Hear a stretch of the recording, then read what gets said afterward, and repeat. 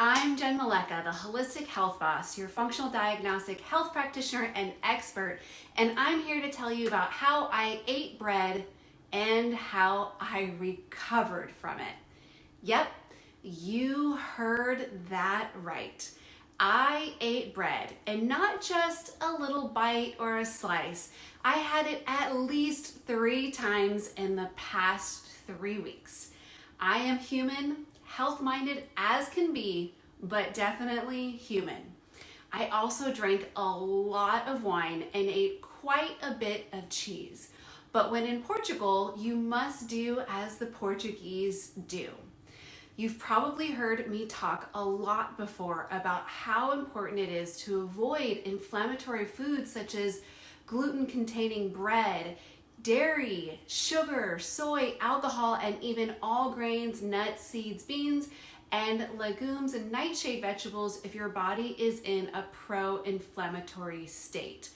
So knowing that I had gluten, dairy, and alcohol might come as a bit of a surprise for you. Even more surprising is how I was able to have all of these things without experiencing any energy, weight, hormone, or health setbacks at all. In fact, I actually lost a pound. Now you might be wondering how this is possible. Well, in Europe and many other countries, they thrive on local and organic products that are free of pesticides, chemicals, and GMOs that contribute to the inflammatory load on our body. They tend to make food products the old way, some would say, with cleaner sources, using fermentation practices to help break down the hard to digest food molecules and what we would typically think of as inflammatory foods. This approach with food reduces the digestive stress that it has on us, making it easier to eat certain inflammatory foods without the usual consequences. Now, I still wouldn't recommend eating these type of foods all of the time, even if you lived in Europe, because the body can only handle so much. But when you have a once in a lifetime chance to really experience another culture, you definitely have to take it. Feeling like your best self means giving your body the foods it needs to function at its potential 95% of the time, and reserving 5% of the time for special occasions and indulgences. And when you indulge, it's critical to support your body in other areas to help it actually bounce back. When you actually do this, you can create metabolic flexibility that allows you to live life to the fullest while feeling like your best self. So that's why in this video, I want to share with you my tips and tricks for creating that metabolic flexibility so that you can indulge like I just did and be able to bounce right back into feeling like your best self in the same way that I've been able to with this recent trip. Now, this week, I'm going to be hyper-focused on getting back into my daily health routines that will give my body everything it needs to fully recover from my trip to Portugal and all of the indulgences that I had while I was there. Taking a break from your normal routine is vital for rejuvenating your mind, body, and soul, if you do it the right way so that you don't come back feeling fat, tired, and sick. Now, although my body tolerated bread, wine, and cheese, that doesn't mean it was ideal fuel for me. I know that my body functions best on animal proteins and healthy fats, so eating simple carbs such as bread can take its toll over time. Knowing this about my body helps me to make choices that are in alignment with how I want to be feeling. Energetic, clear-minded, strong, and slender. When I choose to eat foods that are not exactly in alignment with what my body needs, here are the 5 vital actions I take to help it recuperate. The first one is getting to bed by 10 p.m. This one is super essential since the body does its major repair work from 10 p.m. to 4 a.m. Being asleep during this time frame lets your body focus all of its resources on repairing damaged cells, digesting, and detoxifying toxins.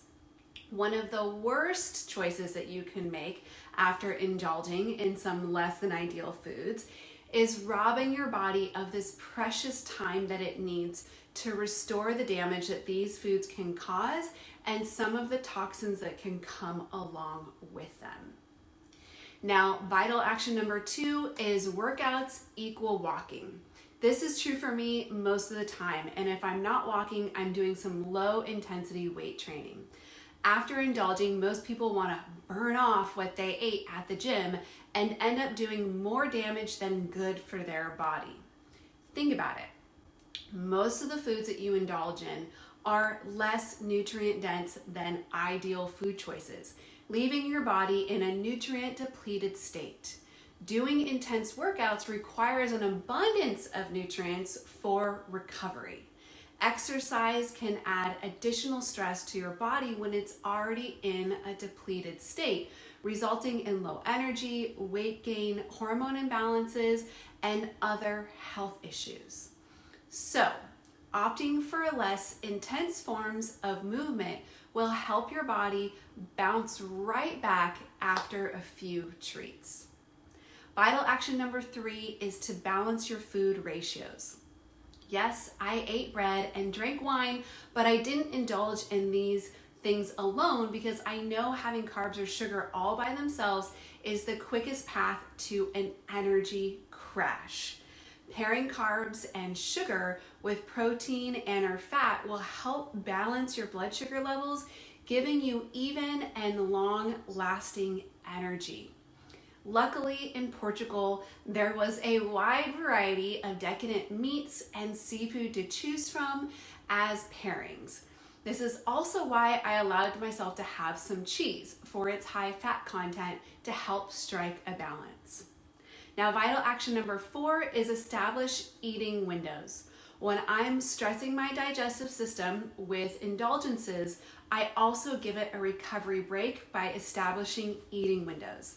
Typically, this eating window is from about 11 a.m. to 8 p.m., giving my digestive system at least 15 hours to recover in between eating. Some might also refer to this as intermittent fasting. Balancing your food ratios with plenty of protein and fat is the key to having plenty of energy while doing this established eating window type of approach. When ratios aren't balanced, you're going to experience a carb or a sugar crash that drains your energy and makes it difficult to avoid food outside of your eating window. Now, vital action number 5 is working in water. It's easy to forget to drink water, but it's the most essential nutrient needed for every bodily function. You should be drinking at least half of your body weight in ounces of water per day. So if you're 200 pounds, that means at least 100 ounces of water daily. And when you're indulging, you need even more than that.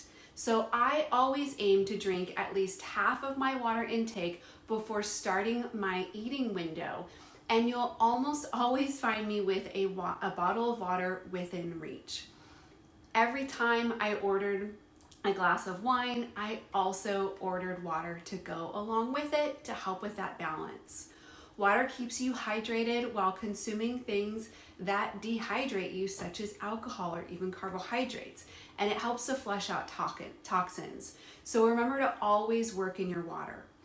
By doing all of these things during my trip to Portugal, I returned home feeling 100%, and as I mentioned earlier, I even lost a pound. Anytime you go on a healthy hiatus, it's also beneficial to do some additional cleansing and restorative work.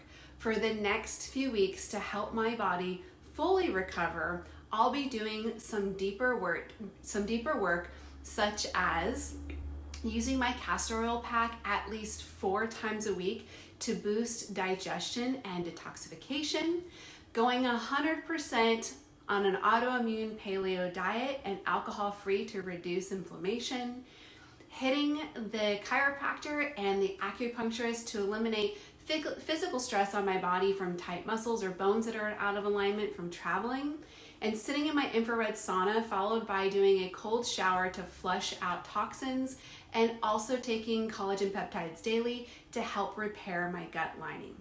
Life happens. How you choose to navigate it is what makes all the difference in the world to your health. It's okay to indulge every once in a while if you take action to help your body bounce back.